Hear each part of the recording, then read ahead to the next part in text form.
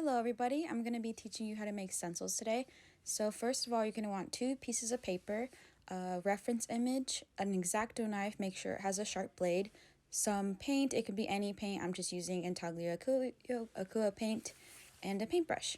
So to begin, you want to go ahead and just place your reference image on top of your paper. So there's 2 ways you can do this. So one is this method that I'm first showing, is when you place a reference image on top of the paper and you push really hard with a pencil. And with this, you can leave a really good nice embossment as you're seeing here. It's pretty easy to trace over this, but for the sake of the video, I'm just going to be doing freehanded, which you can always do. You can also use a light board or a tablet if you have one to trace over an image, so that way it's easier if you feel like you don't want to draw or it's something that you just want to trace.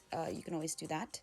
It's just if you're using an iPad, you just want to make sure you use minimal pressure and maybe lightly trace over and then darken it once you've gotten a light trace, just because you could damage your iPad. So for this video, I'm just going to be making a little chameleon.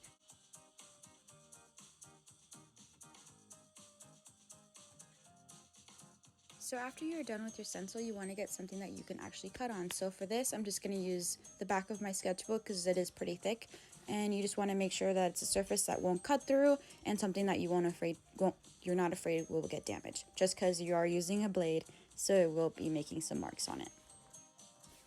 So as I said in my presentation, when making a stencil, you really want to consider the positive and negative space and think about how you want your stencil to be an entire piece.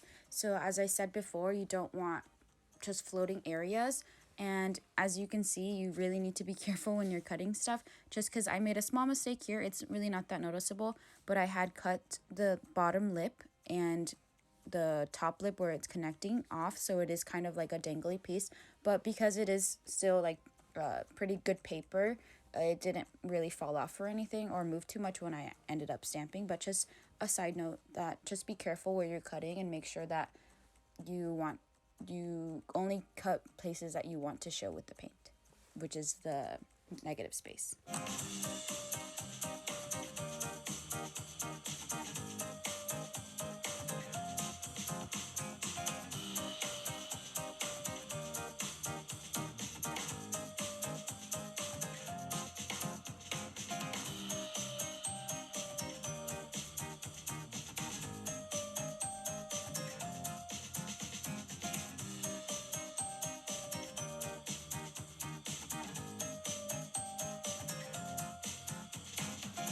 Also, a quick tip when you're actually cutting using an X-Acto knife, make sure you use it at a slightly angled, almost like a 45 to 50 degree angle, just because it gives you a better cut and you won't have to go back and try to cut stuff out like I am doing here, as well as making sure that your blade is nice and sharp, so that way it's way easier to cut through and you won't have any frayed edges.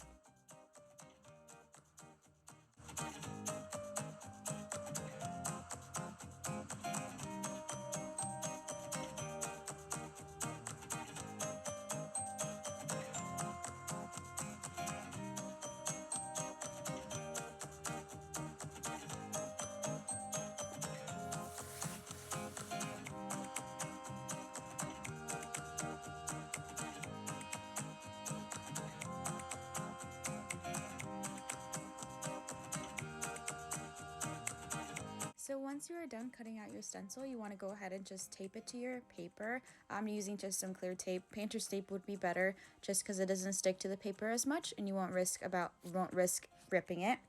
And I'm going ahead and just taping the parts that are a bit smaller so that way they don't fall off or move as I'm painting.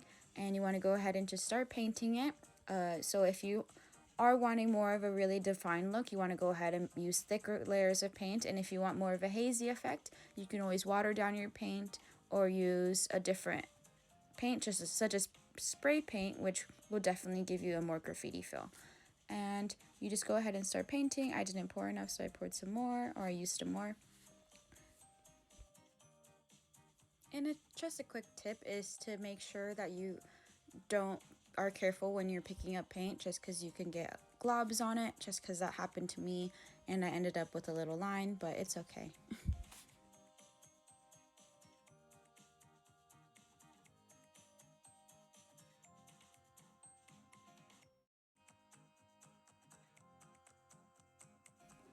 And then once you are done putting your desired amount of paint, you can take off the stencil and you are left with a beautiful stenciled image. Thanks for watching, everybody.